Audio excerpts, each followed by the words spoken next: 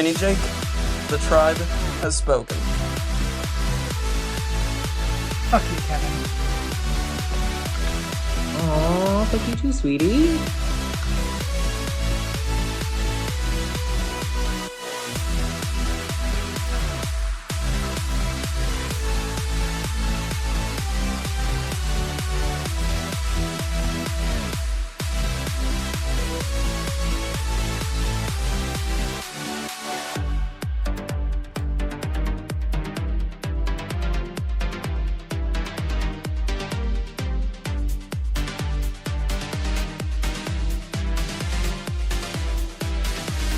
I'm JJ, one of the original Tribe of Nerds members.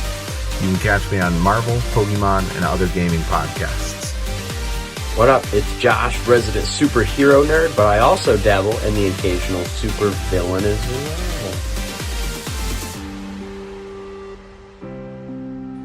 well. Some may know me as the Chaos Gremlin, but really I'm just Joe King. Pikachu, use Volt Tackle! Good job, Pikachu!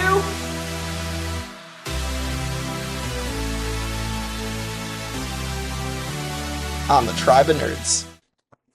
Hey everybody, welcome back to the Tribe of Nerds. Shane, Kristin, and I are back for more Deal or No Deal Island, and this week we have a special guest from Deal or No Deal Island Season 1 and our Vanquish alum, Jamil. Welcome to the Tribe of Nerds, Jamil. What's up, Jake? What's up, everybody? Thanks for having me. This is going to be fun and exciting. Yeah, it's so good to see you. And I love it. I'm part of the minority that not only was No Deal Island, but I was also Vanquish. So I'm honored to be part of both worlds. I love it. We love it. We love it. Yes. Let's jump right into this. So Jamil, let's kind of kick it off with you a little bit. You've been on the island, you've played the game, you've hung out with Joe, you've dealt with people that you've never met before. Walk us through kind of like Deal or No Deal Island.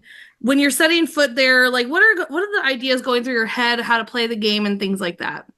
Well, it was such a brand new world, so I didn't even know what to think. You just kind of look around and you start sizing everybody up. And I think what most people do is they think the bigger you are, the stronger you look, you're going to be a fierce competitor. As you all know, that really doesn't matter at all. It doesn't really matter how big you are, how strong you are, how lean you are. So the first thing that I'm thinking of is, what kind of games we're going to be playing? Because as you guys know, we didn't know anything was going to happen. So I had no idea what we were getting into. So I'm just looking at, okay, this person is strong and this person. So you're just trying to size up your competition. And you see somebody like Kim, you're just like, ha, she's going to be nothing. She's going to be a nobody. And I remember for some reason, when I got to the island, Branson, to me, he was the biggest killer off rip. The way he was looking around, he looked like a ninja, that he was really quiet and subdued and looked like he was going to take everybody out. I was nervous for him. I didn't really care about, Dawson and Nick and those guys. They were kind of bigger guys, which was cool. But, you start to size up your competition. And Branson, I thought he was going to go the whole way. It's crazy how things can change that quickly, right? Really, I was shocked. So I mean, just jumping kind of into this, they left us on a cliffhanger, which it wasn't really a cliffhanger. We all knew it was about to happen last week. But they started off as they left it like that's how we're going to start it off, but obviously not. I know for me, I seeing the previews before season started. I was like, oh, when they open up the shed, that's when Dr. Will's going to come in. Right. But then they left us at kind of oh no, he's just coming in on the boat. And I was like, well, what the heck is in the shed? So, I mean, Jake, Shane, Jamil, what were your guys' thoughts on just the ending of last week coming into this week? Were you guys a little shocked that that's not how it was actually starting? What were your guys' thoughts going through that? Yeah, I would say I was a bit surprised. The thing that surprised me most was that Will didn't really get much time. I thought he would actually be a player, and technically now he's not really a player until next episode. But I figured he was not going to come in until after the challenge because they had to open the shed. So that made sense, but it was interesting that last episode they kind of make it seem okay, we're moving right into Will coming, and now we don't. And then I want to talk about the shed moment too, because the one thing that kind of surprised me is they mentioned that there's great power that comes with taking this risk. I was a bit surprised that it also came with the highest case, because it's you get rewarded for it too. But I don't know. I don't know what anyone else thinks of that. I thought it was something that was going to affect the rest of the game. Like I thought it was something more than just the high 1.5 mil. I was looking for something more, and maybe I don't know why I thought that way, but I was expecting something more. Like they really, what my first thought line, I was like, you know what, maybe they got a ride to the, they were not going to be able to be eliminated for the next 3 episodes or something like that, or just have some type of immunity, or maybe somebody like send them right to the end. I just thought it would be something more than just the high case. That was my first thought. And then when they got the high case, I was just kind of like, oh, that's it? Right. Jake, what were your thoughts? So I saw like people online commenting like, oh, maybe Will's hiding in the shed at first, and like only the people that open up are gonna know that Will's coming at first. But like I'm kind of glad it was just the boat thing, the boat entrance. But like, yeah, as you guys said, it was just a little weird to hide $1.5 million in a shed and then like that be the only thing that they got out of it. Right. So here's the thing that I did like about that a little bit is that the shed wasn't on the map technically, right? Mm-hmm. Like it wasn't brought up. He was like, these are where these cases are. I'm ripping the map up. Here you go. But it was his little riddle of like, I might shed a tear. So it was interesting that only a couple teams kind of picked that up, or at least that's what we saw from the edit, that they were like, no, we're going for the shed. And so with that, I thought that was kind of an interesting take on that you really have to kind of be on your toes at all times and picking up little things that maybe Joe's saying or things that you'll see in the, in the jungle, if there's like a almost kind of Survivor-esque, right? Like if a hidden immunity idol in a tree, if you will, Jamil, what are your thoughts? Like, does that happen a lot with you guys? I didn't know, was somebody actually looking for a shed? Because the way I saw it, they were just kind of bumbling around trying to find the treasure chest, and they just happened to come across it, and they say, oh, shed. Mm-hmm. So, I looked at it as nobody was looking for the shed. I just think that, Parvati and her teammate, Parvati and Philip, they just kind of got together and they were walking and they kind of happened to stumble across it. And yeah, I'm glad Philip was thinking, because I don't know if I would have had that same thought, like, oh, shed. He said shed. But regardless, I probably would have still went in there and opened it anyway. Even if I didn't get the clue, I would have been like, oh, let's go in there. So. Well, it was interesting though, because like I said, like you were saying, I don't think anybody really realized Sydnee and Rock, they definitely were like, we have to go for the shed. But you're right, when Parvati and Philip, they stumbled upon it, that's when it clicked in his head, like you mentioned. So, but it was kind of, it's like you, again, like have to be on your toes at all times because there might be something that you're missing. And I kind of like that there was more of like, it's not so cut and dry, go for a case, who has the highest. There was more of like a riddle involved in that type of situation that time. I like that as well too. Yeah. So the other like newer thing here was that they had to partner up, and then 4 people were going to be kind of somewhat in danger, if you will. We saw David and Dickson, of course, our good friend Dickson, they aligned, and poor Sydnee was like, what just happened here? I just got left. He looked at Dickson and was like, save me from stage 5 clinger. He was like, this is like Fatal Attraction. I'm going to need like baby Dickson over here to help me. So, I mean, the pairings on everybody else, I don't know if for any of you guys, if you're looking around, I kind of felt that those pairings shocked me a little bit. I didn't see anybody that I thought would initially just be like, oh, we're together. I agree. I didn't think that Philip and Parvati were going to be. I don't see where that came. That kind of came from out the blue. Dickson, David, I kind of got it. And it was really funny because he curved the stage 5 clinger down.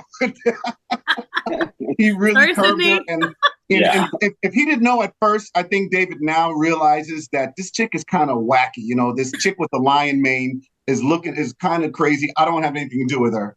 So I think Dickson being there really saved him, because he seems like a nice guy. And I think that if she would have pressed him a little bit more, he would have been like, all right, fine. Okay. Yeah, I did promise or whatever. Yeah. Exactly. So it was great that Dickson was right there to be able to save them, and they made a pretty good team. Yeah, that's where we got Shane, your favorite moment. I know, the piggyback ride. But like they hyped it up so much, and then in the episode, it was almost just like, this should be fun. Let's do it. And then it lasted like 20 steps, and that was that. He was probably like, "All right, Dickson, I'm tired. Like, get off." Right. Yeah. Listen, you can't, Right. you can't keep a grown man on your back for too long out there in the jungle when you run around. And you know what else is funny too? When they actually found their case and they realized that they had to get back first, he, David actually grabbed Dickson's hand and was holding his hand just like a kid. That made me laugh too. Yeah, I think at least I know I said at least something. I was like, "Oh, look at them holding hands," but it was very much because we saw from the first episode that they, Parvati and David have kind of said their mom and dad to Dickson, so it was very fatherly. Like, come on, little kid, let's right. Yeah, but I could also see it as like an intensity because David, from what we've seen on Australian Survivor, like he's go. He's really good in challenges, and it was interesting because they had this little riddle, which we don't know what was going to happen with it. But Dickson is someone that like thinks about everything, so you can imagine he wants to like figure it out and make sure we take the best case. For David's like, it says get back first, we're getting back first. Yeah, that was Yeah, Was there any? Go ahead, Jamil. Was there any incentive for them getting back first? Did I miss that? Because I know they realized we got to get back first, but they just got back with their 800K. Was there any incentive for them getting there first? I don't think so. Like, I thought there would have been. And then when they opened the 800K, I'm like, okay, that's pretty big. But then it turned out it was actually the lowest of the safe cases. Yeah. So it was weird. Yeah, that kind of threw me off. I wondered that too, because there were 3 cases in there. And it's to Shane's point too, like knowing Dickson is going to sit there for at least a year trying to figure out, okay, 1, 2, or 3, could 1 million be in one, like there's going to be thought process where David was like, we're picking the first one, let's go. Like he didn't even take it second. That's what I would have did too. But yeah, I mean, I felt like maybe we missed a lot there from the edit that we could have gotten. Like, why are there 3 cases? Why did they have to get back first? So I felt like we kind of missed a lot there. And I'm wondering if that ever will come back into play. Probably not. But I felt like there was something missing there of like, why were there 3 cases and why did they have to get back first? Like if they didn't start first, did they get 0? I don't know. Right, they rushed back. They were first and then nothing. Well, I mean, not nothing. He stole Joe's sunglasses. I was about to say that. That was one positive of them getting back first. And then apparently Joe just said in an interview that Dickson just dropped his sunglasses in the mud. Oh. Knowing Dickson, I literally, when you said that, I was like, it's such a Dickson move to drop that in the mud. Oh my gosh. But obviously they all come back. They reveal all of their cases. We see our bottom 2. Which are Rock and Stage 5 Klinger, if I recall. Sydney. I apologize, Sydney, but that's your new nickname. And then we have Lachelle and help me. Thank you. I'm still learning all their names. But so they are now we learn that one of the teams is going to face the banker. If they make a good deal, they will pick one out of the other 2 that are going to go home. If they make a bad deal, the other 2 will then get to decide out of those 2 who goes home. What were your guys' thoughts on this twist? At first, I don't know, like about the team facing the banker. It could have been better, but I feel like there was no point to having a team face the banker because they were just working together. It would have been more dramatic and better, in my opinion, if they had to like face each other and like one of them wins and one of them loses. I don't know. I just didn't see the point of having it like be 2 people making the same decisions and then you just get to choose from the other 2. I thought it'd been cool if they had the teams, but then they both had to go. One of those double eliminations. Yeah. That's where I thought they were going at first. I said, "Ooh, double elimination! This is going to be exciting." Or if the losing team, if the losing team, if they lost, then they would have to go. So. I thought that would have been kind of cool. Yeah. But that was a big difference of my season because here, and I think the last episode too, where only the bottom 2 people, the bottom 2 or 3 people were considered for elimination, which is kind of cool because in my season it wasn't like that. It was anybody to go. So you could have won in 3rd place, and that's why it hurt me to my feelings because I ended up pretty high, but then again Kim was able to blast me. I was like, that doesn't happen here on this one. Right. It's just the bottom 1 or 2, which I was like, dang, looks like they switched that up as well. Yeah. I like it better the way it is now that you're only aiming for the people that are the lowest because like it's a little more fair than just I getting to agree. send Jamil home. I 100% agree, and I felt kind of jealous. I was like, oh man, because they realized that, and I feel like, oh, you know what? Maybe they switched it up because of what happened. You know, because we got second place, and then for Kim to be able to go and blast, and I was like, come on, that's not fair. But then maybe that makes for better TV. Maybe I don't know because it's completely random. So. See, But now I feel like I am going to be the oddball out here that I like season 1 where it could have been anybody because also I'm a villain and I love the chaos that all brings. But I feel like almost like Deal or No Deal Island was kind of, season 1 was, we had not seen anything like it. Obviously we'd seen Deal or No Deal, obviously with Howie Mandel, but now this whole like bottom thing, it's very much like a Big Brother-esque type of feeling. And I'm like, but we're not Big Brother, we're Deal or No Deal Island. So I kind of disagree on the bottom tier there. I feel like just pick whoever. I don't care. Let's get it. Jamil's like, no, because then I go out. But Right. I'm looking at it different places, from a fan point, I want the chaos, just like you. Just blast everybody. But on a player standpoint, side. Leave me alone. I got the second highest case. Leave me alone. Get those other losers who got 20 and 30,000. Get them. So I kind of look at it in both eyes. But as a viewer, yes. Yeah. No, and I can definitely see that. If I was a player, I'd be mad if I was in the top tier and I'm getting taken out. Like 100%. I'd be like pouting all the way out. So Right. Yeah, like it's such an interesting concept for a game. Because like there's so much luck involved versus like other social strategy reality shows that we all love. So I do get it that like doing it the season 1 way, like that's like luck to the extreme. I like the season 2 way better though, because like there's some skill there. Like still there's a luck component, but a little downplayed. So I like striking a nice balance. Yeah.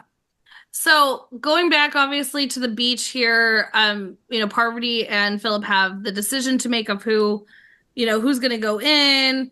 Now they're also making side deals on like, okay, if you go in, then who are you going to send home? Is it going to be me? Let's handshake. I mean, who's trusting a handshake when there's money involved? I don't know, but whatever.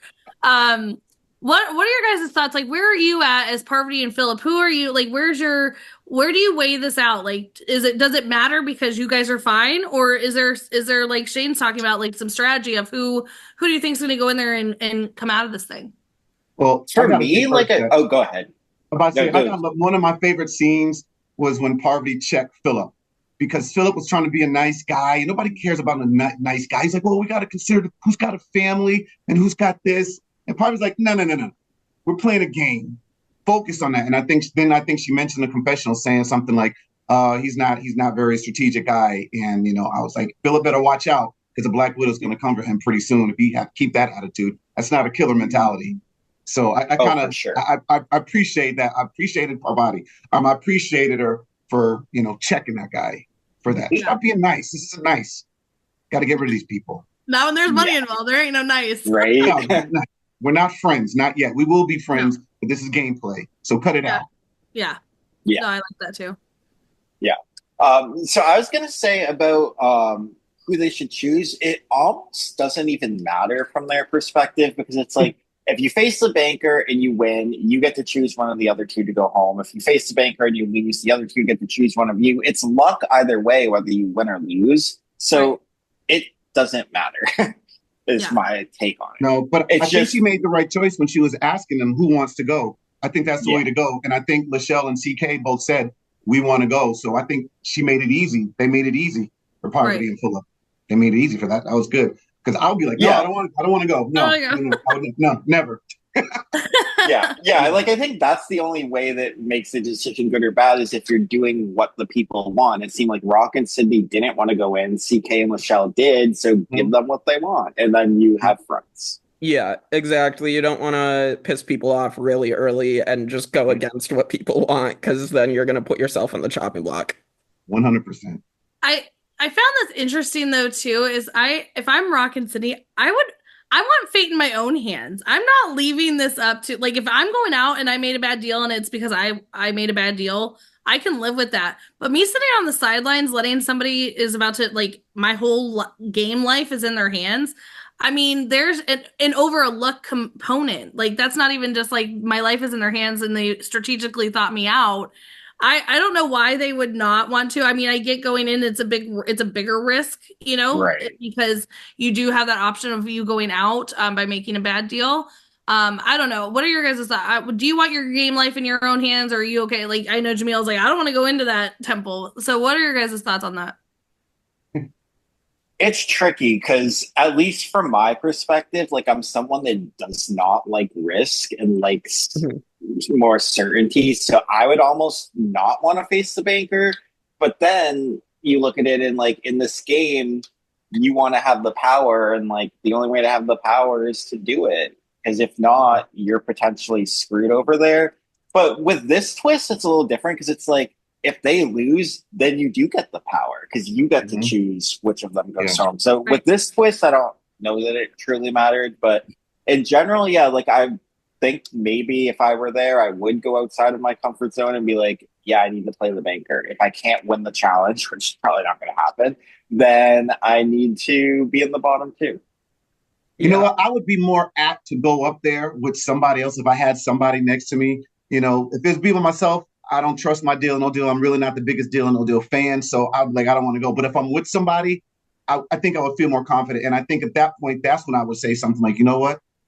If we can get through this, we can get the power, we can get one of these guys out of here. So I think that the teams kind of would help me with that position. Yeah, I like as many variables in my control as possible. I don't like having to depend on somebody else's decisions that could impact me without me, like, that being something I don't want. So that would be my decision. I might go in with the banker just because I have the power to do something about my own fate. Yeah. I mean, like you guys are saying, there's a risk either way. It's just, I mean, we could see going in with the banker and having the biggest downfall of probably TV history with Luke the previous week, and it's an easy thing that can be done, especially if you're picking the wrong cases. Again, it's this luck thing. So it really is that kind of like slippery slope, if you will. Before we go into also obviously the temple moment, we have to bring up Will. I was kind of wanting to get us through the episode here a little bit. Because Will wasn't, like Shane mentioned earlier, wasn't really a huge part of this. Obviously now he's in, and so I'm sure he'll play a bigger part. But we have to go back and to the moment where they're realizing Will's coming on this island. He comes in this, like, the most, like, total Will way ever, but I couldn't eye roll hard enough because it was just, I'm so sick of, like, these, I'm the best player, let me come in and have this big show. Right. Listen, like, sure, you had your time, you're not the best of all time, people have come and gone and done it better than you since, but sure, like, have your moment in your suit. The dollar thing, I would have probably pushed him in the water. I would have been like, you know what, there's your dollar, go claim it. Like, I don't know. I wasn't impressed. I wasn't impressed. I wasn't impressed at all. And, for me, I don't even know who Dr. Will is. I don't really watch Big Brother. So I don't know who he is. So when I see this guy with a suit coming here talking trash, I would have probably been talking trash right back to him. And a couple of my funniest moments in the whole episode was Letty. She just kind of roasted him. She was like, who is Dr. Will and why is he pale and whose blood did he suck and whose blood is he gonna suck on the island? Yeah. I was cramping when I heard that. And even Storm, because Storm really hasn't said a whole lot, but Storm, most of his conversation, this whole episode has been him roasting Dr. Will, talking about he looks like a piano man that died. He looks like that shit made me laugh. Yeah, I would have said the same thing too, because I don't have any experience with him. So I don't know anything about him. So I was like, who are you? You're not that big if I don't know you. And I watch reality TV, so get out of here. Yeah. So Big Brother 2 is one of the few Big Brother seasons I watch because I'm not as big into Big Brother. So I did know Dr. Will. I kind of like the strategic villains most of the time. I think they're so fun to watch. So I was entertained at least, but I definitely out there, I definitely can see he would probably piss me off. So I probably wouldn't want to deal with him out there, but as a viewer, I loved watching him. And what's interesting too, one of my favorite characters this whole season has been Seychelle. I love an East Coast chick. I love a New York chick who's just, real feisty and talks a lot of junk. And that's what she did the first episode. She was constantly talking junk. And she was quiet this episode. And I'm shocked that she didn't say anything about Dr. Will, because I just assumed that she would just be ready just to talk. And she was quiet the whole episode. Even, I know we haven't got to this, but even when the lion stage 5 parent got up there, she said nothing. You know, she was just I can't quiet. wait to get to this moment. That's what I I'm was like, Seychelle. I was like, Seychelle, you're not, the whole time I'm like, where's Seychelle at? Let me hear some commentary. And I was let down. It must have been really bad. She must have been really disrespectful. Right. It was probably so bad they couldn't air it on TV. Yeah. And that, see, I can sympathize with that, because I too would be like, just going into town, they'd be like, we cannot air this on TV. I know, like, who the fuck is this? I don't get this fucker out of here. And they just said, yeah, no, we're gonna scrap it. We can't have it. Beeping every word out. Yeah. They would never know what she said anyway, because we'd be bleeping. Wouldn't that be great to see on TV? Just somebody just so anti and blatant against this Dr. Will and showing him no love at all. And Seychelle would have been the best person to do that. And it was either edited out or she didn't say nothing. I don't know. I just thought that was very interesting. That I think it was probably edited out, just from what we've seen from her just in one episode. It was most definitely probably edited. Yeah, because I was also very surprised we heard almost nothing from her. Nothing. To me, like, she was a pretty big part of the first episode. Yes, it was because she was in the bottom, but like, she gave really good character energy and content. Right, and then this episode, complete nothing. Yeah. Yeah, and I mean, I was just gonna say the premiere, she even like was clocking David, like she was trying to save herself and was bringing up good points to try to get Luke to take out David. And, you know, just it's shocking to see her edit just become non-existent this episode. Yeah. I mean, and also, like, we've talked about edits before. I mean, it is crazy to think, like, you get so much footage. I can't imagine being an editor on that room of, like, what do we keep in? What do we not keep in? Right. But, like, gosh, man, there's times, like, even, like, we were talking about earlier, just with the cases and, like, the Dickson and David, like, what was the 3 and all that. Gosh, it's got to be so hard. And I commend them for that, because there's so much footage, I'm sure. Mm-hmm. One thing I have to mention about Dr. Will, and I think we've seen this, not to double down on another Tribe of Nerds, if you haven't watched it, Traitors, but this whole big, huge energy, I'm this huge villain, the best player of all time. We've seen it with Rob coming in with his little mask and reveal on Traitors. Now Will's coming in on his stupid yacht. Like, we're over you guys, okay? Like, we are so done. Like, there are fans of you out there, I'm sure. But, like, please go into the retirement home that you need to go to, because we are done seeing you on TV. You don't, like, I'm over it. But, I mean, are the fans out there still To be fair with Will, he hasn't played in, like, 20 years. It's not like Rob, where he's on everything. But also, I get what you're saying. We see Will, though. We see Will every Big Brother where he comes and does a round table. Like, again, you know what I mean? I'm just like, please get off of my TV. Like, I'm over it. Yeah, I think it's this entrance, which is kind of obnoxious. Maybe if he would have just joined like Parvati and David, if they just started with everybody else, that would be a little bit more able to swallow that. But just because you're coming in on your boat, it's just a big eye roll. I'm like, oh man, who are you? You're nobody special. Get out of here. And it's you know, I know we've all kind of pondered this, and it's not been, you know, proven otherwise or anything or been talked about.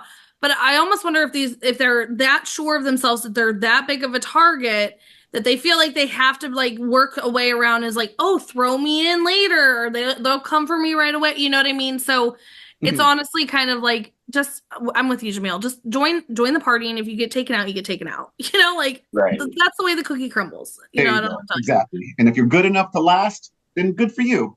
Right. If you're the best player to ever play, you wouldn't have any issue, right? Like Boston Rob in season 1. He was good enough and he went all the way to, like, I think it was the top 4. Good.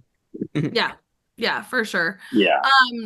So, all right, Temple time.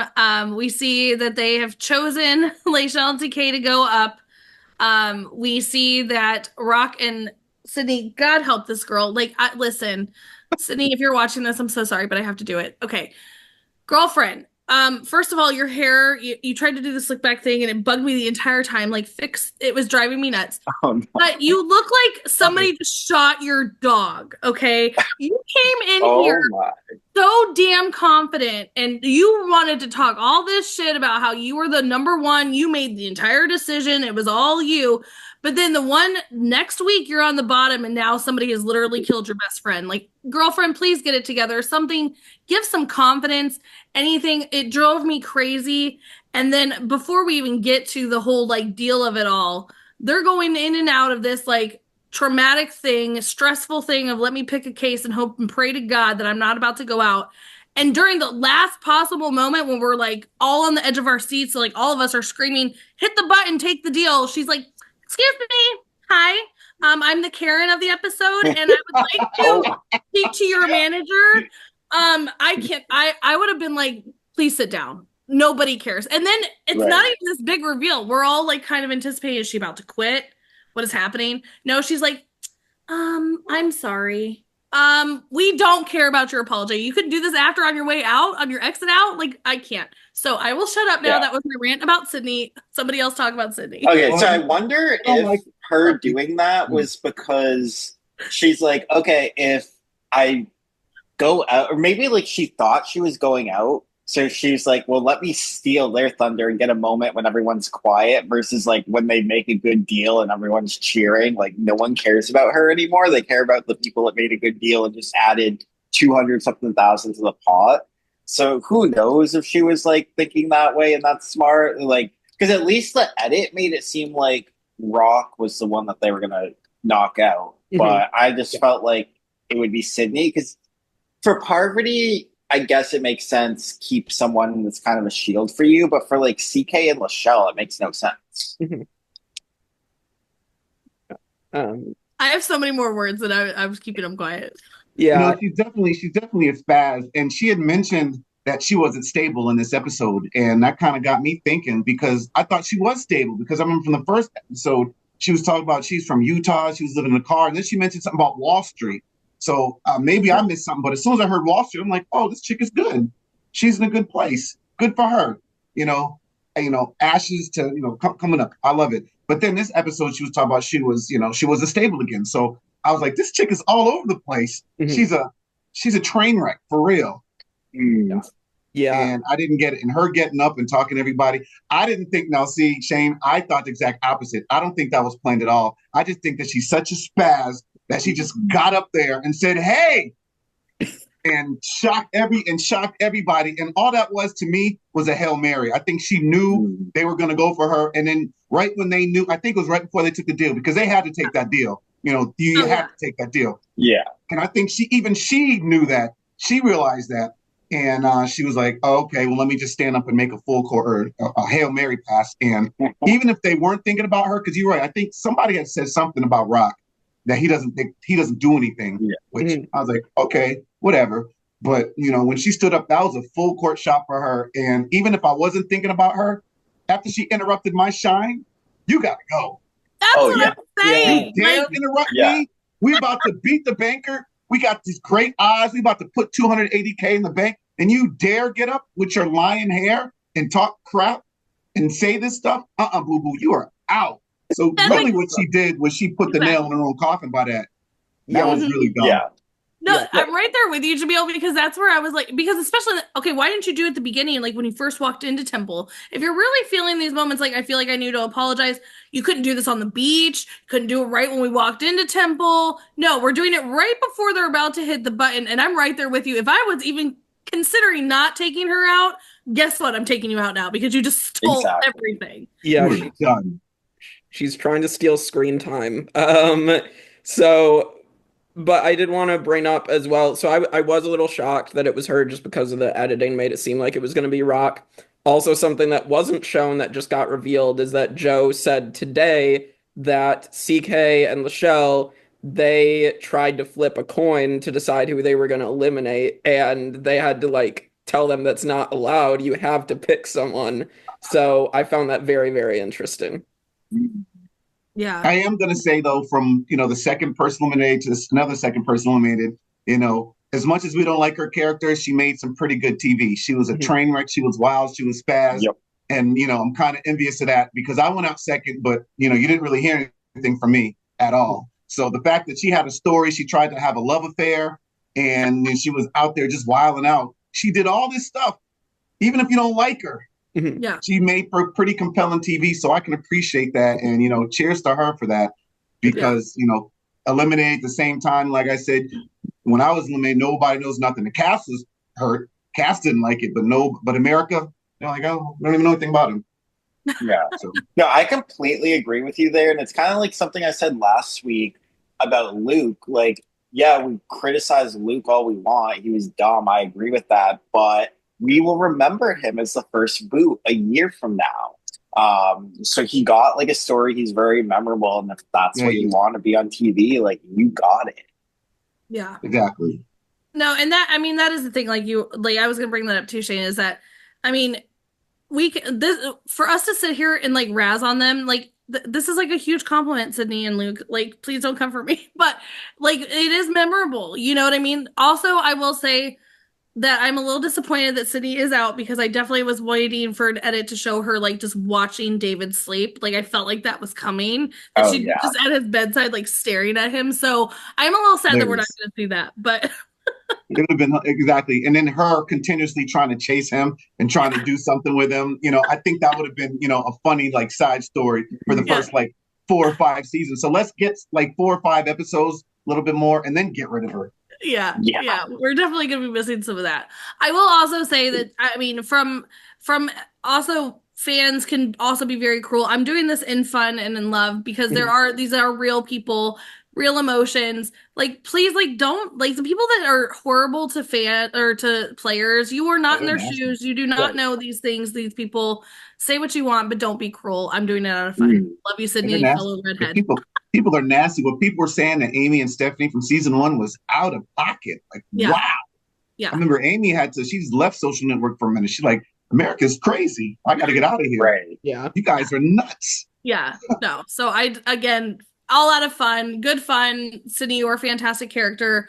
Fellow redhead, I knew you were either going to be really good or just a complete shit show, and I love that we got the whole shit show of it all. So, ending the episode, though, obviously after Sydnee's whole ordeal, I don't know, I'm pretty sure all of America was like, please press the button, because what are you doing if you're not taking this deal right now?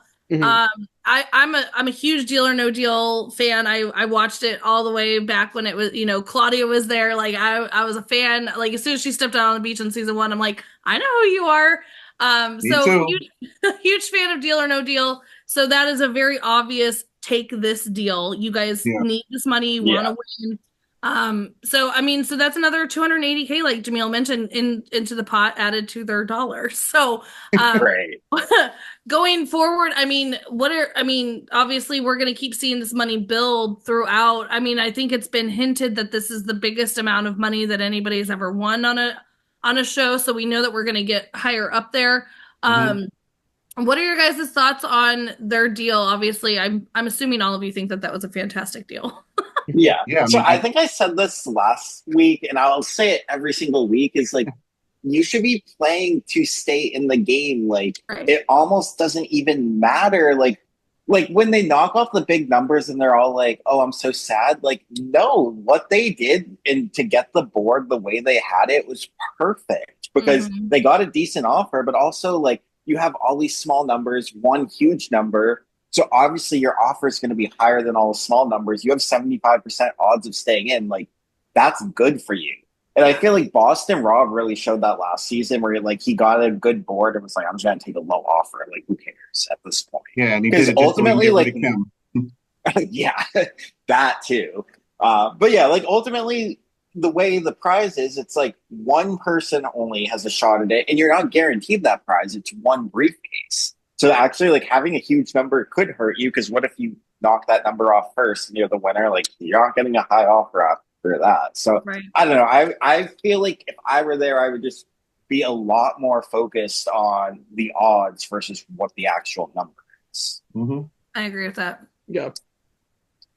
All right. So last to finish it up, before I hand reins back over to Jake here, previews for next week and for the season. We've already seen I cannot wait for this moment. I'm telling you, I will have my popcorn ready. We see Will and Dickson getting into it a little bit. We see some chaos ensuing. Will, of course, is going to be all about it. What are our predictions for this? Like, where are we thinking this Will Dickson thing's going to end up here? I mean, is anybody else looking forward to this moment as much as I am? Because I cannot wait for this whole like Nunya business moment. I'm like ready for it. Yeah, I'm ready to see somebody stand up to Dr. Will and maybe hopefully potentially get rid of him because he just came in real cocky. And I would love, and I'm sure a lot of other people would love for him to be booted early. So we got in the second or third episode. I would love if he's gone like the third or the fourth. That's what I'm looking forward. And if it's Dickson, I don't know Dickson like you guys, but if Dickson has something to do with it, like maybe he wins, he beats the banker and he chooses like just get him out of here. So yeah, that's kind of what I'm hoping for. Yeah.